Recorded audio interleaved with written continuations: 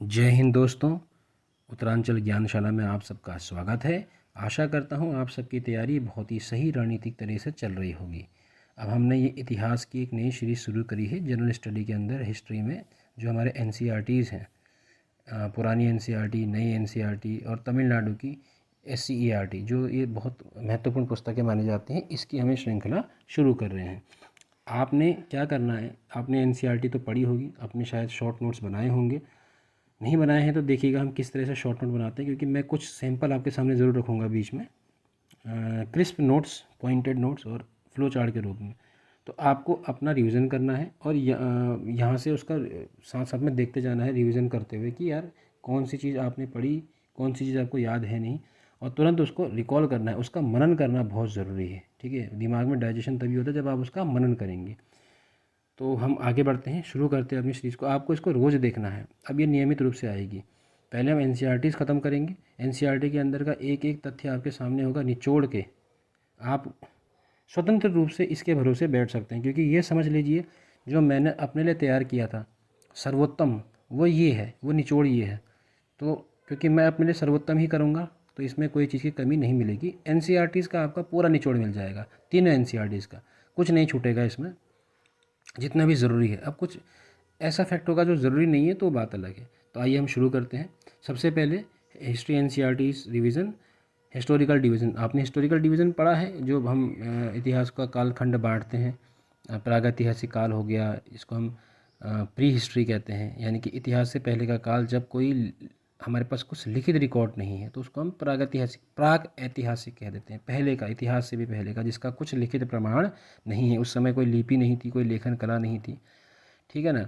उसके बाद हम आदि ऐतिहासिक काल, यानी कि जो प्रोटो हिस्ट्री है, उसमें क्या था, लिपि तो हम हमारे पास आ गई थी। इसके अंदर हड़प्पा और वैदिक सभ्यता आते हैं। तो हड़प्पा सभ्यता की लिपि तो आ गई थी, प्रतीकात्मक चित्रात्मक टाइप की लिपि थी, वो समझ में नहीं आई, आज तक पढ़ी नहीं गई। तो यानी कि हमारे पास लिपि थी, लिपि से हम परिचित थे, लेकिन उसको पढ़ नहीं पाए। उसके बाद आपका हिस्टोरिकल फेज जो होता है, ऐतिहासिक काल, जिसमें आपके पास लिपि है, वो पढ़ी भी गई है और हमारे पास उसका लिखित रिकॉर्ड भी है, हिस्टोरिकल। ठीक है, तो ये हो गया। इसको आप कहीं से ही पढ़ सकते हैं, इसमें ज़्यादा कुछ, बहुत ज़्यादा ऐसी खतरनाक चीज़ नहीं है।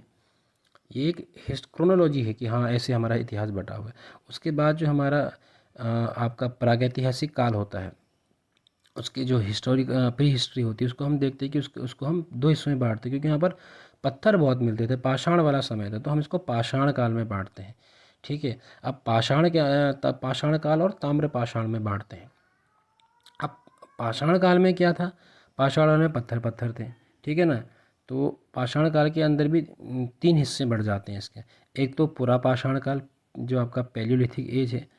ठीक है, और एक उसका आपका मध्य पाषाण काल, जो मेसोलिथिक एज है, और एक आपका नियोलिथिक यानी कि नवपाषाण काल। अभी हम आगे इसको देखेंगे। ठीक है, तो एक प्रश्न यही आ गया था एग्जाम में, सिंधु घाटी सभ्यता और वैदिक सभ्यता किस कालखंड को से संबंधित है। तो इसका उत्तर क्या हो जाएगा, आदि ऐतिहासिक काल, जिसको हम प्रोटो हिस्ट्री कहते हैं। ठीक है, देखिए ये आपके सामने विश्व इतिहास का विभाजन है। इसमें दो हिस्से दे रखे हैं, एक है आपका प्रागैतिहासिक काल, दूसरा है आपका ऐतिहासिक काल। ठीक है, तो ये आपको ध्यान रखना है। और प्रागैतिहासिक काल जो है आपका, उसमें आपका ये लिखित साक्ष्य का अभाव, और ऐतिहासिक काल में लिखित साक्ष्य उपलब्ध है। फिर इसको हमने पुरापाषाण और नवपाषाण में बांटा हुआ है। ठीक है, पुरापाषाण हो गया, क्या कहते हैं आपका, फिर मध्य पाषाण हो गया, नवपाषाण हो गया। तो इन्होंने ज़्यादा वो चीज़ लिखी नहीं है अभी, लेकिन ये मोटा मोटा दो हिस्से दे रखे हैं।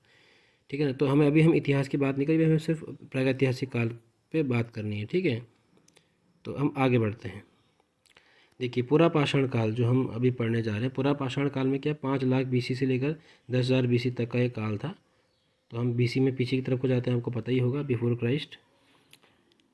इसमें सबसे इम्पोर्टेंट एक जो चीज़ है ना, वो ये था कि जो हिमयुग था, Pleistocene period of the ice age, ये इसको बिलोंग करता है। एक क्वेश्चन तो ये बन गया, पुरा पाषाण काल किसे बिलोंग करता है, Pleistocene period of ice age, यानी कि बर्फ़ वाला काल था, बर्फ़ ही बर्फ़ हुआ करती थी यहाँ पे। और सबसे लंबा काल भी यही है। ठीक है, ये दूसरी महत्वपूर्ण चीज़ है। आगे बढ़ते हैं। देखिए इसको आप पढ़िएगा, प्रागैतिहासिक पुरातत्व के जनक कौन थे, ये बहुत इंपॉर्टेंट है। आपने का नाम सुना होगा, रॉबर्ट ब्रूस फूट। ठीक है ना। तो ये रॉबर्ट ब्रूटफुट ये बहुत महत्वपूर्ण व्यक्ति हैं, क्योंकि सबसे पहली पुरा पाषाण कालीन जो उपकरण था वो क्या था, एक हैंड एक्स था। वो मद्रास के पल्लवरम से 1863 में उन्होंने खोजा था। ये लिखा भी है 30 मई 1863 को, ठीक है। और ये कहाँ था, पल्लवरम, मद्रास जो अभी चेन्नई है, ठीक है। ये हस्त कुठार यानी कि हैंड एक्स था। ये बहुत इंपॉर्टेंट फैक्ट है। दूसरा इंपॉर्टेंट क्या है, रॉबर्ट ब्रूस फूड को भारत में प्रागैतिहासिक पुरातत्व का जनक कहा जाता है। ये बहुत इंपॉर्टेंट चीज़ है, इसको आप याद रखिएगा। आगे बढ़ते हैं, अगला फैक्ट। अभी आपके सामने नक्शा, इसका आप इसका स्क्रीनशॉट ले लीजिए। ये मध्य पाषाण स्थल है, इसका आप स्क्रीनशॉट ले लीजिएगा, फिर इसको रिवीजन करते रहिएगा। हम आगे बढ़ते हैं। देखिए अब आपके सामने पैलियोलिथिक एज। अब देखिए आपको पता है कि पैलियोलिथिक है, मेसोलिथिक है, नियोलिथिक है, यानी कि पुरापाषाण, मध्य पाषाण, नवपाषाण। अब इसके अंदर बहुत सारी चीज़ें, इतनी सारी साइट्स हैं, इतनी सारी चीज़ें हैं। अब हम क्या क्या पढ़ें, क्या क्या याद रखें। सबसे पहली बात, क्योंकि आप अगर शुरुआती तौर पे पढ़ रहे हो या आपको उतना अनुभव नहीं, तो आपको दिक्कत होगी और आप भूलोगे, कन्फ्यूज़ होगे। तो इसमें सबसे पहले देखो, कोई भी कालखंड का सबसे महत्वपूर्ण तो होता है समय, ठीक है। लेकिन अभी हमारी परीक्षा की दृष्टि से ये समय उतना इम्पोर्टेंट परीक्षा की दृष्टि से नहीं है, समझने के लिए ज़रूरी है कि यार 5 लाख से 10,000 तक वो चला, 10,000 से 4,000 तक वो चला, ऐसे करके समझने के लिए ज़रूरी है, ठीक है। तो आप जब किताब पढ़ोगे, रिवीजन करोगे, तो इसको, इसका कालखंड को सिर्फ समझना, क्रोनोलॉजी को दिमाग में बैठाने के लिए। लेकिन इसमें महत्वपूर्ण क्या होता है, इसमें सबसे महत्वपूर्ण होता है कि भाई ये कालखंड किस चीज़ के लिए जाना जाता था, इसमें क्या ऐसा परिवर्तन आया था। क्योंकि कालखंड जब बदले, इसका मतलब कुछ परिवर्तन आया है इतिहास में ना, तभी तो कालखंड बदले। पहले पत्थर ही पत्थर थे, तो हमने उसको पाषाण काल कह दिया। फिर मतलब पूरा पाषाण कह दिया, उसमें बड़े बड़े पत्थर होते थे। फिर मध्य पाषाण हो गया, उसमें कुछ परिवर्तन आया, छोटे पत्थर माइक्रोलिथ आए, ऐसे करके तो हमें कुछ परिवर्तन आया। तो वो हमको परिवर्तन, सटीक परिवर्तन पढ़ना है। महत्वपूर्ण साइट, कुछ साइट से हमें कुछ खास मिला होता है, वो महत्वपूर्ण जो जगह होते हैं, स्थान होते हैं, उनको हमें ध्यान में रखना होता है, ठीक है। तो वो मैंने पॉइंट यहाँ पे लिखे हुए, इतना ही पढ़ने से हमारा काम हो जाता है। अब ये पैलियोलिथिक एज जो पुरापाषाण, हमारा हिंदी में भी मैंने लिखा हुआ है पुरापाषाण वाला है, उसको कहते हैं हंटिंग और गैदरिंग वाला दौर, ठीक है। तो जो आपका ये पैलियोलिथिक एज है, इसको कहते हैं हंटिंग और गैदरिंग का दौर, यानी कि आखेटक और संग्रहकर्ता वाला। आखेट यानी कि हंटिंग, गैदरिंग यानी कि संग्रह करना, बस उसमें मारते थे, जमा करते थे, ये वाला दौर था, ठीक है। इसमें आविष्कार हो गया था आग का। तो आग की जानकारी तो मिल गई थी, लेकिन इसके प्रयोग से भी अनभिज्ञ थे। इनको जानकारी नहीं थी कि आग का प्रयोग कैसे करते हैं, पकाने के लिए करते हैं, जलाने के लिए करते हैं, वो चीज़ इनको नहीं पता थी। उसके बाद अब इसको 3 हिस्से में बांटा गया है। एक तो है आपका लोअर पैलियोलिथिक, पी मतलब पैलियोलिथिक, निम्न पुरापाषाण। अब निम्न पुरापाषाण क्यों था, क्योंकि यहाँ पर जो टूल्स थे ना, वो बड़े बड़े पत्थर हुआ करते थे, क्वार्ट्जाइट स्टोन, लाइम स्टोन, इन तरह के पत्थरों का इस्तेमाल होता था, ठीक है। और दूसरी महत्वपूर्ण चीज़, अब जो सबसे बड़ा की पॉइंट है, की वर्ड है, वो है चॉपर चॉपिंग पेबल कल्चर। तो इसको चॉपर चॉपिंग कल्चर कहा जाता था। और इसके अलावा इसको हैंड एक्स कल्चर भी कहा जाता है, क्योंकि यहाँ पर हैंड एक्स, चॉपर, ये सारे टूल्स जो थे मौजूद थे, ठीक है। ये बहुत ही इम्पोर्टेंट है। अभी प्रश्न एक बार ये उत्तराखंड के ट्रिपल एससी के कनिष्ठ सहायक पेपर में आया था कि फ्लेग कल्चर, फ्लेग संस्कृति, FLA की फ्लेग कल्चर जो है वो किससे संबंधित है, निम्न पुरापाषाण, मध्य पुरापाषाण, उच्च पुरापाषाण। अब आदमी थोड़ा कन्फ्यूज हो जाता है, ठीक है ना। तो देखिए जो फ्लेक होते हैं ना, फ्लेक, सबसे पहले तो बड़े पत्थर। अभी जैसे जैसे एज आगे बढ़ रही है, पत्थर पत्थर भी साइज भी छोटा होता है, जैसे होते जा रहा है। जैसे हम देखते थे पहले से बड़े बड़े TV होते थे, जिनके पीछे से पूरा बल्ज होता था बाहर को। अब बिल्कुल ब्लेड जैसे पतले TV आने लगे हैं, वैसे ही मोबाइल में होता था। तो हर चीज़ क्या हो रही है, बहुत छोटी होती जा रही है। वो तो हमने पढ़ा भी है ना कि कलयुग के साथ हर चीज़ छोटी होगी। पेड़ों का साइज, सब्जी का साइज, मनुष्य का साइज, सब छोटा होता जा रहा है। तो लोअर जो निम्न पुरापाषाण था, वहाँ बड़े बड़े पत्थर थे, chopper chopping payable culture, hand axe culture. उसके बाद आया ठीक है, फिर आया मिडिल पैलियोलिथिक, जिसको हम मध्य पुरापाषाण कहते हैं। इनके हिंदी उच्चार शब्दावली में ध्यान रखिएगा। अच्छा, पैलियोलिथिक एज में एक चीज़ और ध्यान रखनी है, इसमें एक और इम्पॉर्टेंट चीज़ है। पटना, जो सॉरी पटना नहीं, एक पटने ज़िला है महाराष्ट्र में, वहाँ से ऑस्ट्रिच के अंडे मिले थे। पटने, PATNE, पटने महाराष्ट्र से, ठीक है। वहाँ से आपके पटने महाराष्ट्र से आपके वो मिले थे, PATNE, पटने महाराष्ट्र से, आपके ये मिले थे, ऑस्ट्रिच के अंडे मिले थे, ये रखना, ठीक है। बाकी भीमबेटका की गुफाएं, करनूल की गुफाएं, ये सब भी मिली थी यहाँ पर। और नरम जो सोहान वैली पंजाब है वो महत्वपूर्ण साइट हुआ करती थी यहाँ की, ठीक है ना। तो ये है। अब क्योंकि भीमबेटका अभी की खोज भी हुई थी इस समय, तो भीमबेटका में क्या थे, ऐसे लाइनें लाइनें, लीनियर रिप्रेजेंटेशन था, लाइन लाइन लाइन बना के आदमी का उसका रिप्रेजेंटेशन किया गया था, ठीक है ना। ऐसे एक गोला बना दिया, फिर ऐसे ऐसे कर दिया, ऐसे कर दिया, इस तरह के रिप्रेजेंटेशन थे, लीनियर रिप्रेजेंटेशन। तो भीमबेटका की गुफाओं से तो वो इस समय था। उसके बाद आता है मध्यपुरा पाषाण, मिडिल। इसमें सबसे इम्पोर्टेंट क्या चीज़ है, इसको फ्लेक कल्चर कहते हैं। फ्लेक क्या होते हैं, छोटे छोटे बड़े पत्थरों को तोड़ के जो छोटे पत्थर बनाए जाते हैं वो वाले औजार होते हैं, इनको फ्लेक कहते हैं, ठीक है। फिर आगे बढ़ते हैं। उसके बाद है अपर पैलेलिथिक यानी उच्च पुरा पाषाण। सबसे इम्पॉर्टेंट चीज़ जो बहुत सबसे इम्पॉर्टेंट चीज़ है, हम लोग जो मॉडर्न मानव है, होमोसेपियंस है, होमोसेपियंस यानी कि आधुनिक मानव, उसका उदय हुआ, ठीक है। इस संस्कृति को ब्लेड वाला कहते हैं, क्योंकि यहाँ पर ब्लेड और पतला हो गया ना, तो ब्लेड आ गए, तो ब्लेड के टूल्स यहाँ पर प्राप्त होते थे, ठीक है। ये हो गया, ये बहुत महत्वपूर्ण चीज़ है यहाँ पर से। अच्छा, एक महत्वपूर्ण फैक्ट आपको लिखना है, भीमबेटका गुफा जो थी उसकी खोज किसने की थी, ठीक है। आपको कमेंट में लिखना है भीमबेटका गुफा की खोज किसने की थी। चलिए मैं बता देता हूँ, 1928 में। आप इसको नोट कर लीजिएगा, हर चीज़ लिखी नहीं जाती है। 1928, ठीक है। 1928 में एस वाकड़कर द्वारा, अंग्रेजी का जो एस होता है एस, ठीक है, वाकणकर, VAKAN,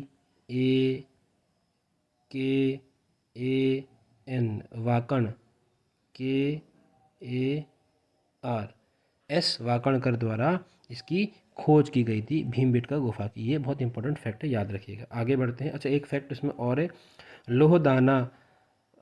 लोहदानाला यूपी उत्तर प्रदेश, बेलन नदी घाटी से विश्व की सबसे प्राचीनतम अस्थि निर्मित मातृ देवी की प्रतिमा प्राप्त हुई है, ठीक है। ये उत्तर प्रदेश लोहदानाला एक जगह है, वहाँ पर बेलन नदी घाटी है, वहाँ से ये अस्थि माता देवी की अस्थि प्राप्त हुई है। ऐसे बहुत सारी चीज़ें हैं, लेकिन कुछ कुछ इंपॉर्टेंट हैं जो कहीं परीक्षा में पूछी गई हैं या संभावना बनती है, वो आपके सामने मैं लेके आ रहा हूँ, ठीक है। अगला फैक्ट है हमारे पास। अब हम आगे, अब हमारी ये पूरा पाषाण जो पैलेलिथिक एज है वो तो ख़त्म हो गई, तीनों पार्ट। अब हम आगे थोड़ा सा और आगे बढ़े, अब हम आगे मेसोलिथिक एज में, मध्य पाषाण काल। अब ये एज कैसे बदली, सबसे बड़ा परिवर्तन यहाँ पर क्या हुआ, एक मेजर क्लाइमेटिक चेंज आया, ठीक है। मौसम परिवर्तन हुआ, जलवायु परिवर्तन हुई। तो जलवायु परिवर्तन कैसे हुई, अब गर्मी बढ़ी, गर्मी बढ़ी तो सारी बर्फ़ पिघल गई, बर्फ़ पिघल गई ना, तो अब और हमारे पास ज़मीन का हिस्सा हो गया, ठीक है। तो घास वास उगी, घास उगी तो जानवर घास खाने आए, फिर क्या कहते हैं, हमने जानवरों को पालना शुरू कर दिया। तो ये ऐसे करके यहाँ पर धीरे धीरे करके उदय हुआ, तो ये क्रमिक उदय होता है, ठीक है। तो सबसे इम्पॉर्टेंट चीज़ जो है मेसोलिथिक की जो की पॉइंट है वो है माइक्रोलिथ। माइक्रोलिथ्स क्या होते हैं, छोटे छोटे पत्थर के औजार होते हैं, ठीक है, माइक्रोलिथ्स उनको कहते हैं। इसके अलावा दूसरा इंपॉर्टेंट चीज़ क्या है, डोमेस्टिकेशन प्रारंभ हुआ। दूसरा महत्वपूर्ण चीज़ क्या है, डोमेस्टिकेशन का जो पशुपालन है वो प्रारंभ हुआ। वो और ये एग्ज़ाम में आया हुआ है। इसका प्रमाण जो है, सबसे अर्लीस्ट एविडेंस जो मिलता है वो आदमगढ़ मध्य प्रदेश, होशंगाबाद में है, और बागौर राजस्थान से डोमेस्टिकेशन के सबसे पहले प्रमाण मिलते हैं पशुपालन के। उसके बाद सबसे पहले अस्थिपंजरी मिलना शुरू हुए। सबसे ज़्यादा आर्ट वर्क और पेंटिंग्स भी इसी एज की हैं। और इसमें क्या है, हंटिंग सीन, क्योंकि शुरुआती दौर में क्या होता था ना, जो स्टार्टिंग का फेज़ था उसमें हंटिंग, फिशिंग, फूड गैदरिंग ही चलता था। इस मध्य पाषाण काल के मेसोलिथिक एज के जो बाद वाला दौर था उसमें फिर ये डोमेस्टिकेशन शुरू हुआ, लोगों ने पालना शुरू कर दिया, ठीक है ये। और सबसे प्राचीन स्थल जो है सराय नाहर राय ये और महदहा, ये दो स्थल हैं जो सबसे पुराने हैं, ये प्रतापगढ़ उत्तर प्रदेश के हैं, ठीक है। तो आपको ये याद रखना है, ठीक है। तो आज के लिए अब मैं इतना ही, मैं सिर्फ इसको शॉर्ट इसलिए रख रहा हूँ, नव पाषाण काल अभी मैं नहीं डाल रहा हूँ, क्योंकि मैं कोशिश कर रहा हूँ कि महत्वपूर्ण चीज़ आपकी कवर हो जाए।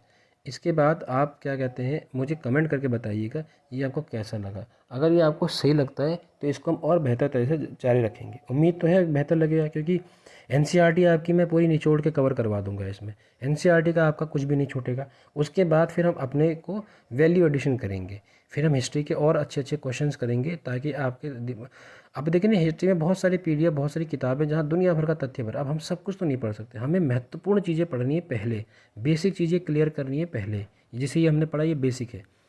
अब इसमें और क्या चीज़ें इंक्लूड हो सकती हैं वो हम आगे देखेंगे। तो अगला जो हम टॉपिक आएगा उसमें हम छोटा टॉपिक बना के जो आपका ये अगला जो काल है उसको उस एज को कवर करने की कोशिश करेंगे, नियोलिथिक एज को, नवपाषाण काल को कवर करने की कोशिश करेंगे। उसके बाद फिर ऐसे हम क्रम में आगे बढ़ेंगे।